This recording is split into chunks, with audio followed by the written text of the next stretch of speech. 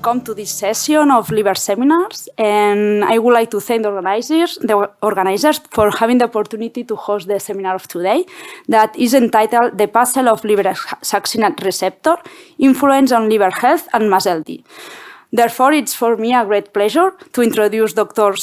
Sonia Fernandez from Pere Virgili Institute, Health Research Institute from my city, Tarragona. And well, Dr. Fernandez obtained her PhD in biomedicine from the University of Barcelona in 2004. Subsequently, she completed her postdoctoral training at prestigious research centers in Madrid and also in La Jolla in United States. Since 2011, she has built a successful independent career at the Pere Virgili Institute in Tarragona, where she is currently leading the Diabetes and Metabolic Associated Disease Research Group affiliated with CyberDem. Her research is dedicated to unraveling the molecular mechanism underpinning obesity-related comorbidities, such as type 2 diabetes and metabolic dysfunction-associated steatotic liver disease, to identify novel approaches and targets for metabolic disease treatment. Dr. Fernandez has authored over 100 publications, including senior author contributions in high-impact journals, making significant contributions to the field. She has led numerous competitive research and innovation and transfer projects, collaborating with various institutions and the pharmaceutical industry. Additionally, Sonia holds 3 patents and is a co-founder of the spin-off company called SaxiPro. Since 2013, she has actively served on scientific evaluation committees, collaborating closely with the Spanish State Research Agency and the Carlos III Institute. Dr. Fernandez is also a key member of her institution's organizational structures, serving on the Pere Virgili Institute Steering Committee and acting as the coordinator of the Institute's Nutrition and Metabolism Research Area. Finally, before starting with the presentation, I would like to remind all the audience that we will have time for the discussion at the end of the talk, and also for the online audience that you can ask some questions in the chat. Thank you, Sonia. Thank you very much, Annabelle, for the introduction and also for the invitation, because the truth is a real pleasure to be here and to have been invited in these liver seminars of such high scientific quality.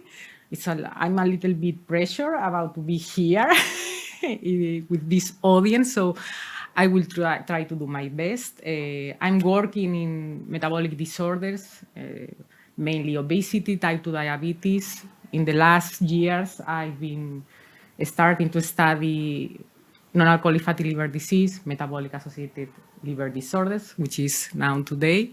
So, as I say, I will try to do my best.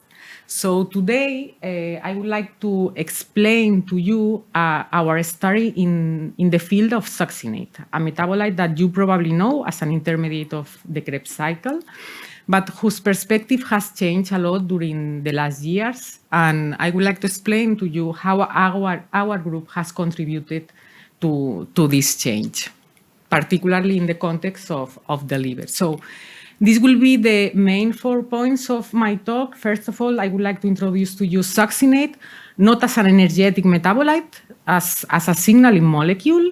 I would like also introduce its receptor, SOCNER1, which you will see that could be considered a link between immunity and metabolism. Next, I will show you the data we have recently published about the role of the succinate-SOCNER1 axis in the context of metabolic-associated liver disease. And finally, I would like to use this opportunity to present to you what we are currently doing in the lab. Most of the results I will present to you are unpublished. Most of them are preliminary, but I think that they are quite interesting and promising, so I think that is worth it. So let me start with this sentence of Marcel Proust that says that the real voyage of discovery consists, or maybe consists, not in seeking new lands, but in having new eyes. And I think that this sentence defines pretty well the kind of research we are doing in our lab. And this is because it has become evident in the last year that there are several metabolites, including short-chain fatty acids that are produced by the microbiota, organic acids such as succinate, but also lipids, amino acids, nucleosides, that apart from its energetic functions, they can also act as an extracellular signaling molecules because most of them can be recognized by its specific receptors at the membrane that usually belong to the GPCR family. Why focus on succinate? Succinate, metabolite of intermediate of the Krebs cycle with important energetic functions, but compared to other primary metabolites, succinate has specific or particular features compared to other metabolites that, at least for us, makes this metabolite of particular relevance. First, if this is this kind of metabolites, these dual metabolites with both energetic and signaling function, as I told you before, it can act in that case via its specific receptor, succiNER1, which is a GPCR that is broadly expressed in our body. So we must consider that succinate can be acting as a hormone or as a cytokine. Second, this duality in the function is also perceived from the source perspective because succinate is not only produced by the mitochondrial activity in our cells, it's also produced by the gut microbiota. For many years, succinate was overlooked because it was only considered an intermediate in the propionate synthesis, but we know today that succinate is an end product of some bacteria, and indeed is considered what is called a cross-feeding metabolite. That means that it's produced by some bacteria and consumed by other one. And we and other labs propose that maybe circulating levels of succinate could be a good indicative or biomarker of gut dysbiosis. But from the host perspective, From the host perspective, is also an excellent marker of the cellular status because succinate is the only direct link that exists between the TCA and the respiratory chain via the succinate dehydrogenase. So I like to show you this scheme that I think that reflects pretty well what we know today about the function of succinate as a signaling molecule. That is the focus of our research. So it is known that in some specific situations, such as hypoxia or immune activation, there is an increase in the production of succinate by the mitochondria, and this succinate can pass to the cytosol. Within the cytosol, succinate can act also as a signaling molecule because it's going to inhibit several enzymes with dioxygenase activity, thus promoting, for example, the stabilization of HIF-1 alpha, but also modulating some epigenetic marks. But importantly, this succinate can be released to the extracellular space and act as a hormone, like metabolite, because it's going to be recognized by its specific receptor, succiNER1, that, remember, I told you that is quite broadly expressed. The truth is that compared to other GPCRs, the information we have about this receptor is quite limited.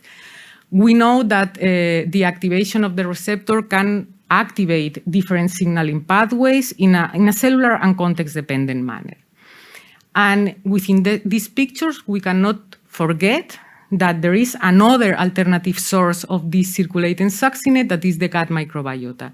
And what we propose is that this contribution could be particularly relevant in pathological conditions. So with all this in mind, I think that is quite reasonable to propose that maybe this succinate-succiNER1 axis could be acting like as an integrative hub coordinating immunity, metabolism, and gut microbiota.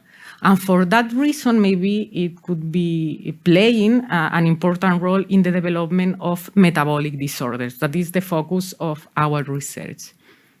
Oh, sorry.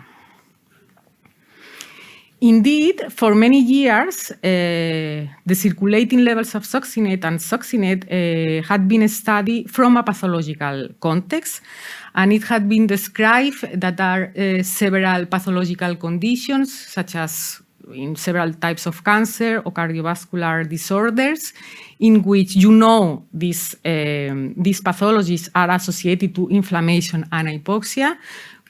These pathologies are associated with a chronic elevations in the circulating levels of succinate.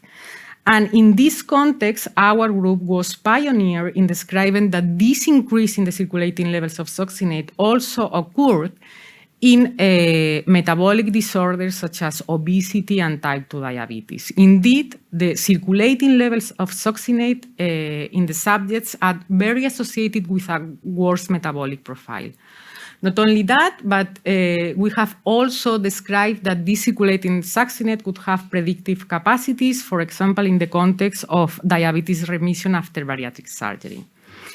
However, in the last years, we and others are proposing a new perspective of succinate because we consider that this axis is also important in physiological context. We propose that succinate and its receptor could have important physiological functions that could be disturbed in a pathological context. And this is because it has been demonstrated that there are some physiological situations in which we know that there are metabolic adaptations, such as exercise, cold exposure, or as we have recently demonstrated after food ingestion, in which there is a transient increase in the circulating levels of succinate. And we propose that this succinate maybe is acting or plays a role in these metabolic adaptations that occur during these physiological conditions. Indeed, some years ago, we demonstrated that even succinate and its receptor are important for the acute phase of inflammation. This axis is crucial for a proper resolution of this inflammation, and these physiological functions is disturbed in an obesity context. And more recently, we have, it's not working, the mice, so. And more recently, we have described that this transient increase of circulating succinate associated with food ingestion is related with a novel function that we have described for this metabolite as an extracellular signaling molecule in the adipose tissue. And this novel function is that regulates the leptin production by the adipocytes. And this is quite important if we consider that leptin is one of the most important hormones regulating feeding behavior, satiety, and energy expenditure in postprandial states. This novel function that we have described for succinate and its receptor in the adipose tissue has been possible thanks to the great job of Teresa and Lydia, that they face this novel function when we characterize the metabolic phenotype of the adipocyte-specific Succinet-1 knockout mice to try to understand what is the physiological role of this receptor in the adipocyte, because the adipocytes highly express this receptor.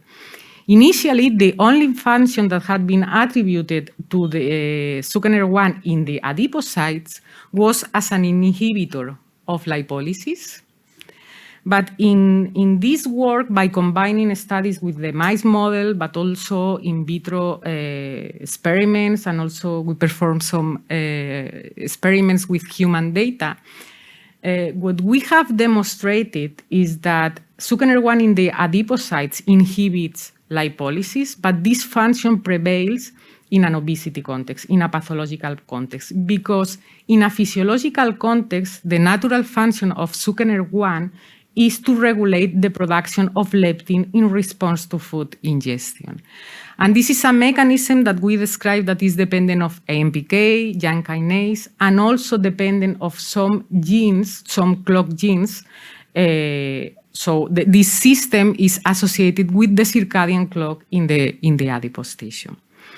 So this is one of the studies in which we demonstrate our hypothesis that succinate and Succinet-1 have important physiological functions. The problem is that are disturbed in an obesity context.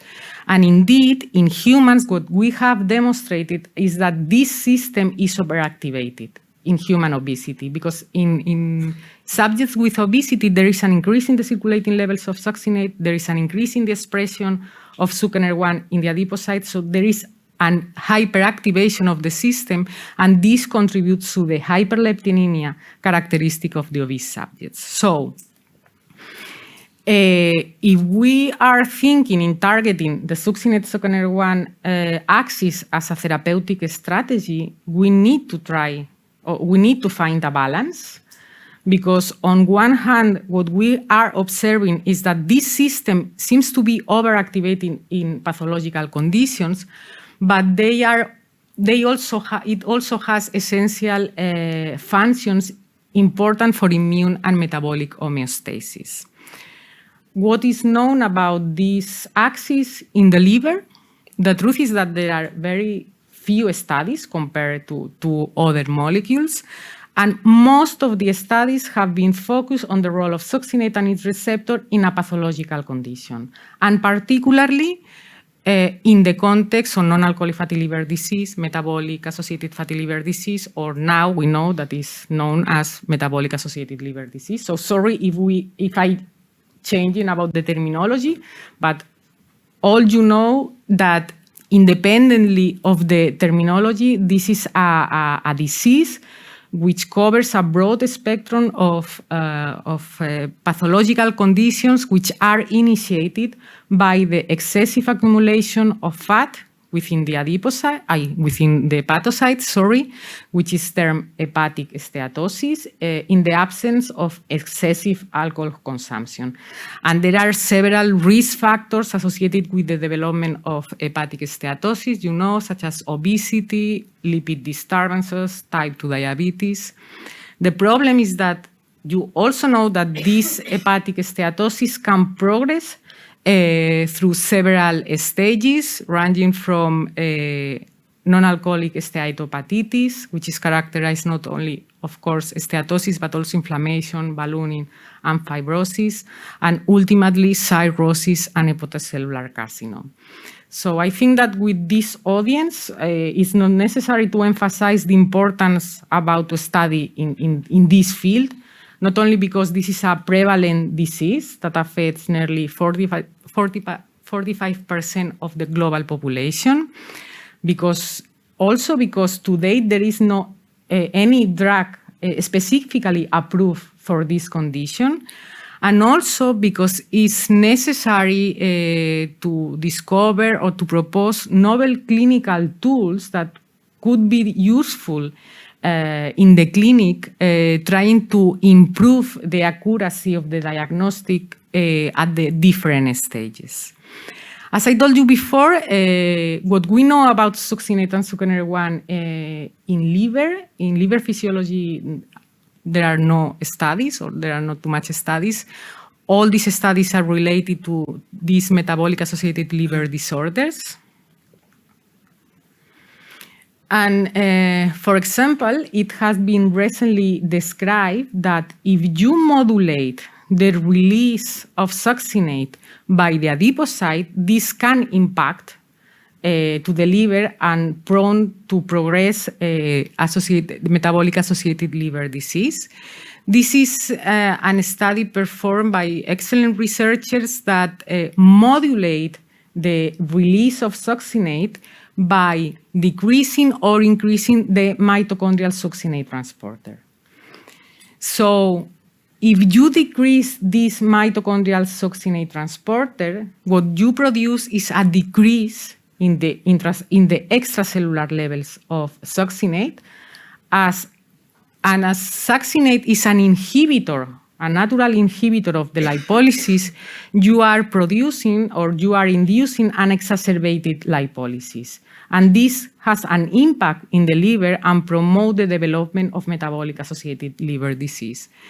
And if you overexpress this mitochondrial succinate transporter, you have the opposite phenotype. What happened in humans? In humans, it has been described that the circulating levels of succinate are chronically elevated, particularly in metabolic-associated liver disease, and also in cirrhosis. But the truth is that in these studies, the cohorts were very small, and there are not too many mechanistical explanations. And at cellular level, the only thing that had been described before our data was that the succiNER1, the receptor of succinate, was expressed in the hepatic stellate cells. And it had been proposed that the activation of this receptor by the succinate released by the hepatocytes that are damaged in these pathological conditions is going to activate this hepatic stellate cell, and this is going to contribute to the fibrotic process. Indeed, for many years, it was proposed that if the use of antagonists against succiNER1 could be a good strategy, a good therapeutic strategy for the treatment of fibrosis in these pathologies. However, there is a patent. There are some companies interested in this antagonist, but the truth is that this research has not progressed. And we believe that maybe one of the reasons is that, I don't know why, for many years, it has been omitted that maybe succiNER1 is expressed in the other cells that exist within the liver, in hepatocytes, in Kupffer cells. So it has never been explored if succiNER1 could have a function in these other cells. And indeed, our group demonstrated that in response, these are experiments in mice, that in response to a choline-deficient high-fat diet, that you probably know is a diet to induce steatohepatitis, there is an increase in the expression of succiNER1 in hepatocytes and also in Kupffer cells. And this effect seems to be quite specific of this disease, of this stage of the disease, because it's not so evident if we only induce a simple hepatic steatosis by a high-fat diet.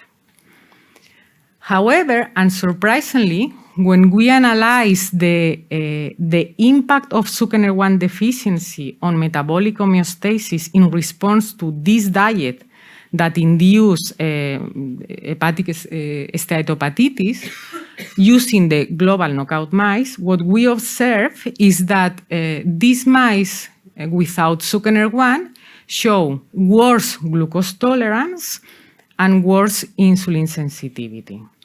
And I say surprisingly because if you remember, succiNER1 has been attributed to the fibrotic process.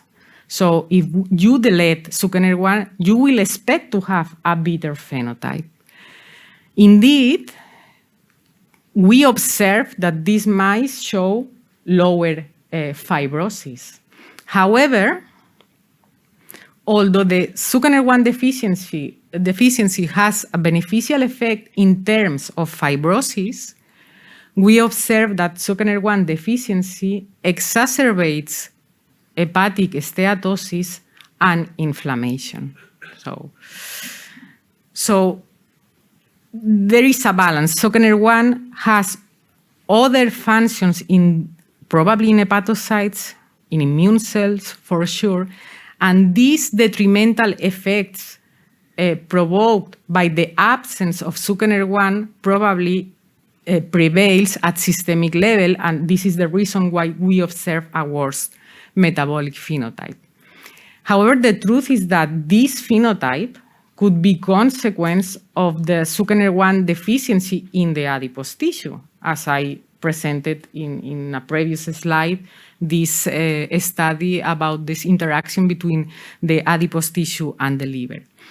However, we demonstrated that succiNER1 activation has a specific function in hepatocytes. I will show you only the main results.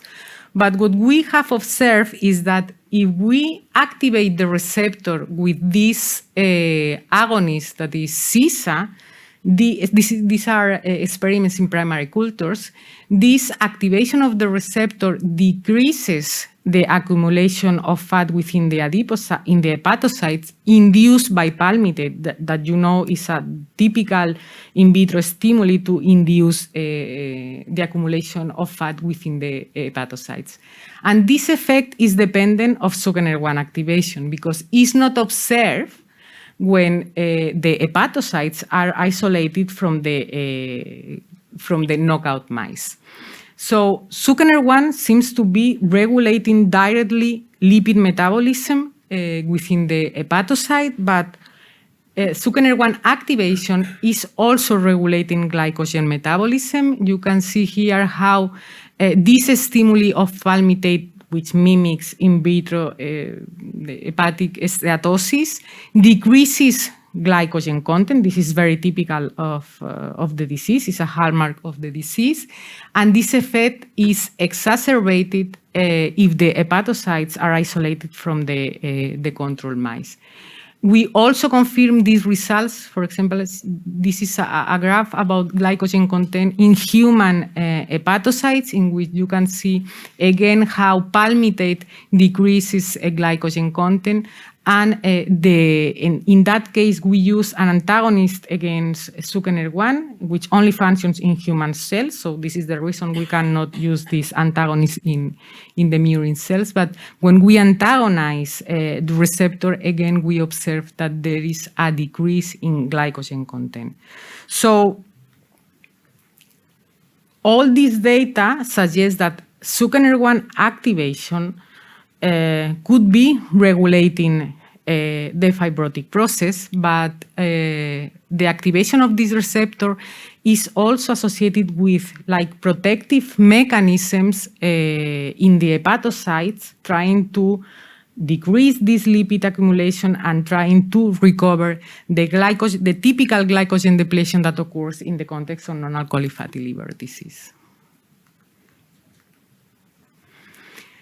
What happens in humans? We were interested also in exploring whether really succinate and its receptor could be used as a clinical tools to improve the accuracy of the diagnostic of this disease. So in that case, we analyze the expression of Suckener1 in liver biopsies of different independent cohorts obtained from different hospitals. And we analyzed the expression of Suckener1. That was something that it has never been explored before. And what we observe is that the expression of Suckener1 is upregulated in those subjects that seems to have steatohepatitis classified according to the NAS score that you know is the typical or an algorithm that could be used in the clinic to predict if the subject could have a steatohepatitis or not. Importantly, when we perform some curves to trying to assess the predictive or the capacity of the expression of Suckener1 to predict this steatohepatitis, we observe that the capacity of the receptor was similar, for example, to fibrosis or inflammation. We also explore whether circulating levels of succinate could also have some potential to be used in the clinic, but in that case, we were interested to see if the circulating levels of succinate could be indicative of the pathology at early stages. So for that reason, in these studies, what we use is a cohort of patients at risk of developing metabolic-associated liver disease. These were patients primarily recruited in primary care centers and were included in the study because these subjects could have some clinical parameters that could be indicative that they can have the disease. And what we observe is that the circulating levels of succinate are highly associated with hepatic steatosis, are associated with fatty liver index, that you know, again, is an algorithm used in the clinic to predict if the patient has hepatic steatosis. And importantly, when we again perform ROC curves to assess the predictive capacity of this circulating succinate on hepatic steatosis at early stages of the disease, what we see was that first, the predictive capacity of the circulating levels of succinate on hepatic steatosis even is lower than typical anthropometrical parameters such as BMI and waist circumference, is higher than the clinical parameters that are used in this algorithm, triglycerides and GGT. But for us, the most interesting result was when we performed this ROC analysis in a subsample of these cohorts in which we could confirm hepatic steatosis by biopsy, by tissue biopsy.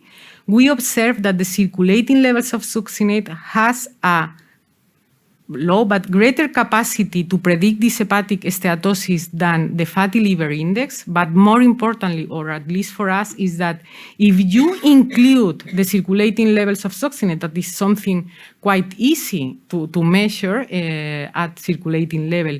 If you include this parameter to the fatty liver index, that is an algorithm very used, you increase the predictive capacity of this algorithm. We think that these results are interesting, but of course we need to confirm this data in a larger cohorts. So as a summary, with all this data I have presented to you, a summary of the data, we think that we are proposing a novel perspective of the succinate-sucriner-1 axis within the context of metabolic-associated liver disease. This had been performed thanks to the great job of Ana Marsal, who is doing her PhD in the context of succinate-sucriner-1 in the liver, and also Victoria Ceperuelo. So what we are proposing is rather to be a driver of the pathology, the activation of this system, the succinate-sucriner-1 axis, is acting as an alarming, trying to, at least at initial stages of the disease, trying to compensate or trying to protect the damaged hepatocytes. On one hand, trying to decrease the lipid accumulation, trying to increase glycogen depositions that are hallmarks of these diseases. Probably, if succinate cannot finally protect these damaged hepatocytes, at later stages is producing the activation of the hepatic stellate cells and the fibrotic process. So not only we are proposing a new perspective for this new axis, we also believe that maybe the expression of sucriner-1 in the tissue biopsies, but also the circulating levels of succinate, maybe could be used in the future as a clinical tools to trying to improve the accuracy of the diagnosis in these diseases. So in the last part of my talk, as I told you at the beginning, I would like to show you what we are doing now in the lab. I told you this is unpublished and preliminary results. So please don't share this data outside the seminar. But I think that are quite interesting, and I would like to show you what we are doing. So first, we are working, the general hypothesis, or our working hypothesis, is that we are proposing sucriner-1 as a new metabolic sensor, important for the metabolic adaptations that occur in postprandial states after food ingestion. So we are working, we are trying to understand what is happening when circulating levels of succinate increases after food ingestion, reach the different metabolic tissues, and which are the function or the physiological function of the activation of this system. And one of the tissues what we are exploring is in the liver. I will show you some preliminary data. We are also analyzing whether the receptor is zonated. We have also preliminary results, and which is the implication of this potential zonation. And finally, we are also exploring whether there is a connection between the circadian rhythm and the succinate-succinyl-1 axis in the liver. That this is something that we have previously observed in the adipose tissue. And we would like to know if this is specific of the adipose tissue or goes beyond this tissue and can apply to other metabolic organs. So this is also work from Anna Marsal, and what I will show you the main results, but we have data that support our hypothesis that the activation of succinyl-1 by succinate in the hepatocytes are important for the metabolic adaptations that occurs within the hepatocytes after food ingestion. We have observed that both the secretion of succinate by the hepatocyte, but also the expression of the receptor are dependent of glucose concentrations, and this seems to be quite a result expected because succinate at least is a mitochondrial metabolite. So if you oxidize or you have more glucose, you will oxidize this glucose and it will be produced succinate. So these results are something that we expected. But what we have also observed is that this nutritional regulation that occurs in vitro, modulating glucose levels, also occurs in vivo, in the liver. Here you can see how the expression of the receptor is higher in fed states, ¿vale? Here you can see lower expression in fasted and how the refeed again recover this increase.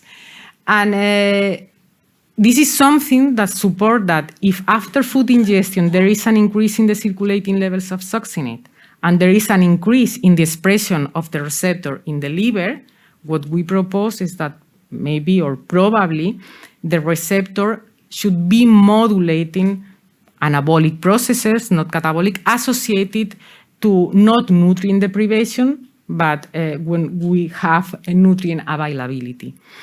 We are studying several which signaling pathways could be regulated by this system. We are exploring several molecular entities. A summary of the most evident results we have to date is that the activation of the receptor in the hepatocytes are associated with a decrease in MPK phosphorylation, also with a decrease in the expression of FGF21, and also a decrease in the expression of SIR1. And all these molecular entities are interconnected and are activated in response to nutrient deprivation, for example, modulating or activating gluconeogenesis. So what we are proposing is that maybe succinyl-1 is a physiological negative regulator of this process of gluconeogenesis. Indeed, we have data in vivo that supports our hypothesis. Anna has also generated the hepatocyte-specific knockout mice for succinyl-1. And what we have observed in these mice is that there is a higher recovery of glucose levels during the insulin-tolerant test. And there is also a higher response of glucose during the pyruvate test. And these results seems to be indicative that succinyl-1 deficiency is promoting gluconeogenesis. Indeed, these animals show hyperglycemia in fasted states. These results are more evident if you see this graph in which we monitor glucose levels during the fasted-fed or fed-fasted transition. And these results are very preliminary, but it seems that these hyperglycemia are associated with higher levels of glucagon. Moreover, we have also performed some transcriptomic studies in primary hepatocytes. These results are quite new, so we are now trying to analyze them. But what we have observed is that most of the genes, more down or up regulated are associated with tumor or cancer processes. So this is something, or inflammatory and immune responses. And this data is from hepatocytes, not immune cells. So this is something that we need to further explore. But one of the genes more downregulated, is the leptin receptor. So again, we observe this link between SOCNR1 and leptin receptor we have previously observed in the adipose tissue. And this result is also important because it has been recently demonstrated that within the hepatocyte, the leptin receptor is acting as a suppressor, as a natural suppressor or glucose production of hepatic gluconeogenesis. We are also trying to analyze all these changes at transcriptomic level, but from a signaling pathway perspective. And the truth is that we expected to see more changes at metabolic level, but not. The most signaling pathways regulated seem to be those associated with MAP kinase, ERB, HEDOC, Wnt signaling pathways. So this is something that we need to explore with more detail. But it's interesting because all these pathways, as you probably know, are related with the zonation process that occurs within the liver. You know that the spatial organization of the different metabolic processes in the liver is very important for the physiological function of this organ. In a very simplistic way, that means that the hepatocytes around the portal zone are not the same that the hepatocytes around the central vein. So these hepatocytes around the portal zone seems to be more associated with oxidation processes, gluconeogenesis, whereas the hepatocytes around the central vein seems to be more specialized in glycolysis, in triglyceride synthesis. So our hypothesis is that if SOCNR1 is acting as a physiological negative regulator of gluconeogenesis, we expected, and if it's zonated, we expected to see that the receptor should be maybe more higher expressed around the pericentral vein. Indeed, when Anna has been reanalyzed data that is in the literature, in other papers, what we have observed is that in endothelial cells, not in hepatocytes, the expression of SOCNR1 is elevated around this pericentral vein. And these are very preliminary results, but we have data that demonstrate or that suggest that the expression of SOCNR1 is localized around this pericentral vein. What we are doing now, Anna is trying to setting up the protocol to isolate by flow cytometry these two kinds of these two extremes of these two kinds of hepatocytes, also to confirm these results we have observed in histology, but also to see whether the SOCNR1 deficiency could be affecting the natural or the physiological process of zonation that occurs within the liver. And finally, what we are also exploring, as I told you some slides before, is to see if there is this connection between the circadian rhythm and succinate SOCNR1 axis in the hepatocytes. That is something we have demonstrated in the adipose tissue. As all you probably know, the circadian rhythm as this, like this, internal clock, all we have that controls several processes and responses such as hormone release, sleep patterns, and that is controlled by a central clock at the central nervous system. However, it has been proposed that all or almost all peripheral organs also have these internal clocks, these own internal clocks, that can be regulated by the central clock, that this central clock is regulated by the light-dark periods, but these peripheral clocks could be regulated independently on the central clock and could be regulated, for example, for feeding cues. So what we are proposing is that maybe succinate could be one of these cues associated to the feeding process that could be regulate the circadian clock in the peripheral organs. And all these circadian rhythms are usually controlled, this is a very simple scheme, by negative feedback loops controlled mainly by positive regulators. The most important seems to be BEMAL, and negative regulators that are pair or cry. These are also preliminary data that we have, and this is a project that has initiated Aleix Ribas that joined our lab almost 1 year ago. He's an expert in circadian clock. So we are exploring whether the succinate-succiNER1 axis could be regulating the circadian rhythm within the hepatocytes, within the liver, but also whether the clock genes could be regulating the action of this system. And what we have observed, if we analyze the circadian patterns in tissue biopsies, in hepatic biopsies, first, what we observe is that succiNER1 oscillates. This is the typical graph of a gene that's shown a circadian rhythm. There are also other metabolic genes in the liver. This is an example, such as glucokinase, that also oscillates, show circadian rhythm.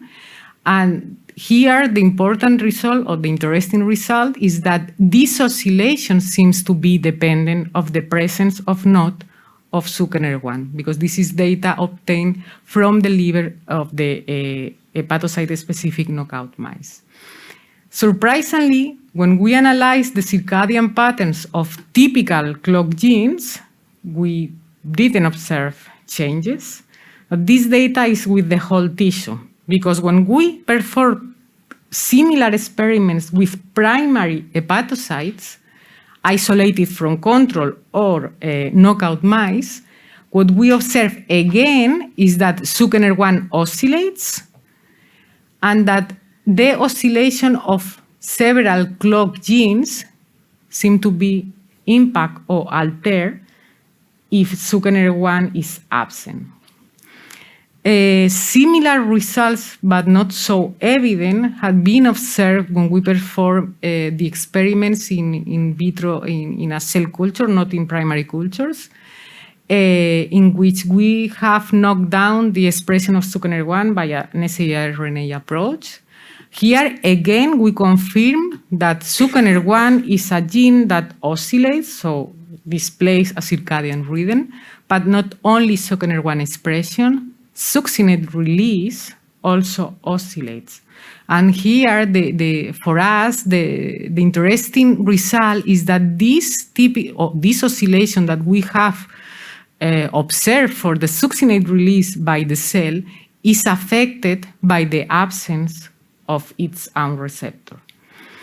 At the level of clock genes, as I told you, the results are not so evident, but the approach is different, but we observe some delays or some effects, for example, with the circadian or the oscillatory pattern, mainly of BEMAL. So, as I told you, these are preliminary results, but we really think that the system in the liver oscillates, so displays a circadian rhythm, and we believe that maybe this axis is also important for the oscillation of metabolic genes that usually occurs within the liver. So that's all. I think, or I hope I have convinced you about the importance not of study metabolites, not only succinate, but other metabolites from the signaling perspective, not only as a fuel metabolites. In the case of succinate and its receptor, what is clear is this is a very complex system. and I think that we are at the beginning of the road. I would like that you remember that succinate is more than an energetic metabolite. It's a signaling molecule that is going to act at physiological level, but also at pathological level, but because the physiological functions are disturbed, that particularly in the liver, this axis is acting in the initial stages of the disease, trying to protect the hepatocyte, that succinate receptor could be clinical tools to be at least considered in the clinic. And the last part of my talk, what I think that we have, although preliminary, we have data that support the hypothesis that succinate in the liver via its receptor is acting as a physiological regulator of the hepatic metabolism. So the conclusion is that this is not a driver of the pathology, of several pathologies, as this is something that for many years it were proposed. This is an important physiological axis in metabolic homeostasis. The problem is that is disturbed, is overactivated in a pathological context. And last but not least, the acknowledgement slide, because all you here know that science is a question of teamwork. So obviously, I'm not in the lab doing the experiments, so all this data is produced by my fantastic team in Tarragona. Also, my collaborators from different parts of Spain and the world, that they are helping me to demonstrate that succinate and its receptor is a physiological regulator, and of course the funding agencies. So thank you very much for your attention.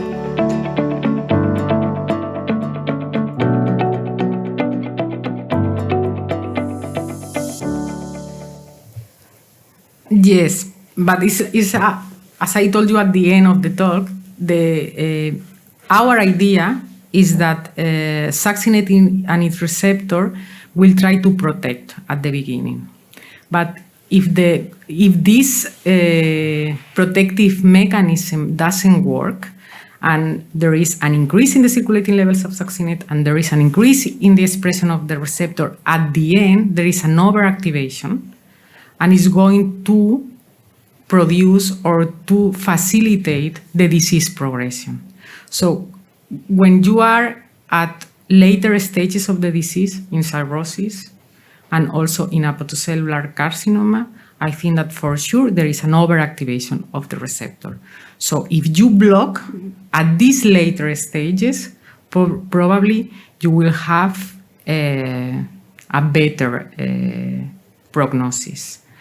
But the problem is that Succinate-1 is not only acting in hepatic stellate cells, because I haven't shown you, but we have also data about the phenotype of the knockout mice for Succinate-1 in the myeloid cells that are exposed to a diet to induce hepatocellular carcinoma. And in that case, if you block Succinate-1 in macrophages, the results we have is that you have more tumors. Mm-hmm. So this is a problem, because on one hand is trying to activate protective mechanisms. On the other hand, at the later stages is promoting inflammation. But if you block, you also avoid the resolution function that succinate has. It's very complex.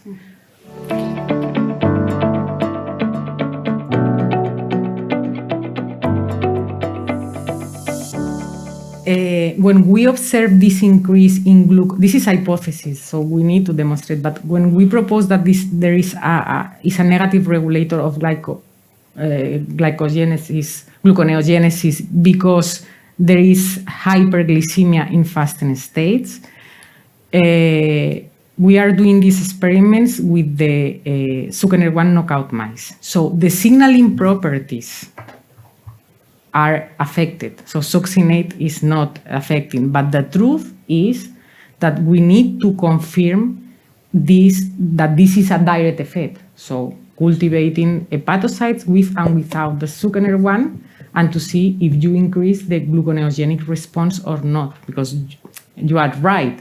These results in vivo could be because there are other metabolic processes. And I didn't show the data because it's so heavy, the effect that we are observing.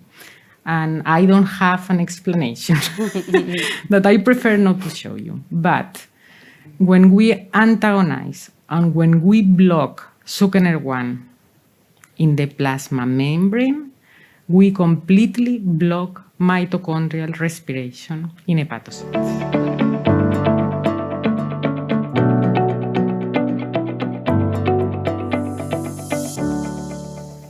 Yeah, I haven't showed you the results, but all the data we have, or all the published data we have about circulating succinate in type 2 diabetes is that the circulating levels are increased, as in many other metabolic disorders. But the interesting question in the context of diabetes is that we have demonstrated that in patients undergoing bariatric surgery, if you analyze the circulating levels of succinate before the surgery, you can predict if these patients are going to remit or not. But not because succinate is implicated in the pathophysiology of diabetes remission. It's because we believe that circulating succinate is an excellent biomarker of how this patient is at metabolic level.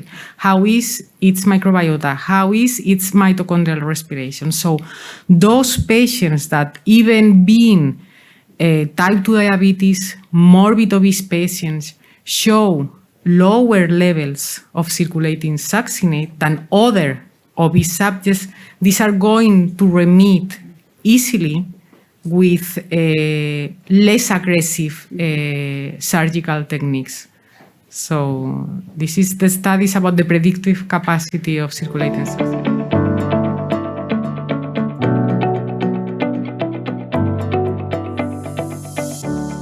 For me, an alarmin is a molecule that is increased when there is a damage, right?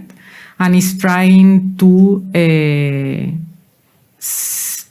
tell or to communicate with the rest of the cells, with the rest of the tissues, that there is a damage, and activate protective mechanisms. For me, succinate in the context of liver occurs that when the hepatocyte is damaged, there is an increase in the release of succinate. And at least at the beginning, is trying to decrease this lipid accumulation or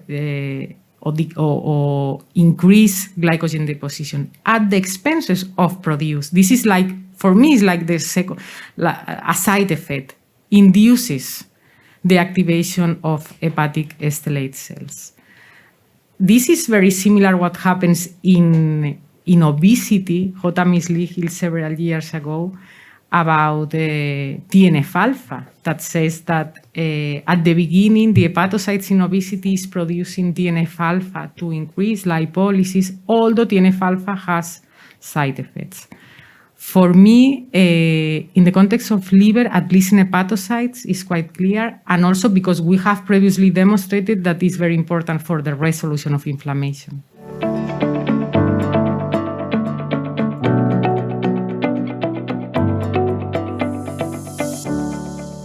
This is something I haven't time to show you all the data we have in the lab, but we have published that in the context of obesity, with a microbiota, with a probiotic that is a bacteria that consumes succinate, you can reduce the circulating levels of succinate, and there is an improvement in glucose tolerance, insulin sensitivity, in the context of obesity.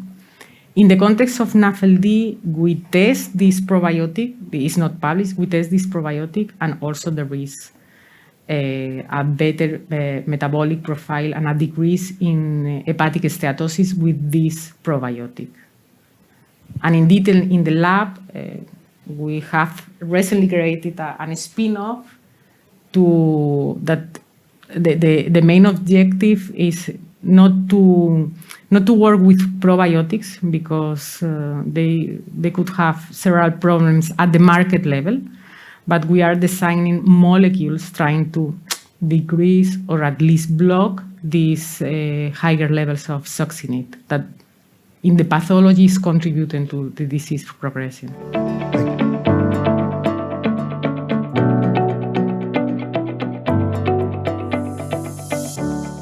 I have not a clear answer for you, because the succinate transporter outside and inside the cell is very few explored and the data is not clear. My feeling is that succinate transport in both directions is regulated, because there are, my feeling is that if there are specific transporters to release succinate and there are specific transporters to uptake succinate, this is because they are going to be regulated. But we haven't. What we have observed in the lab is that if you activate the receptor in some cell types, you modulate the expression of some of these succinate transporters.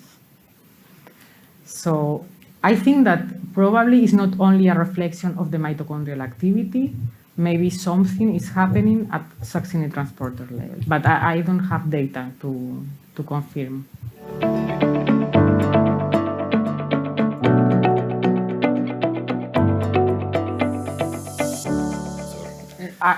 I think that it's not very special. It's not a question of a structure, I think.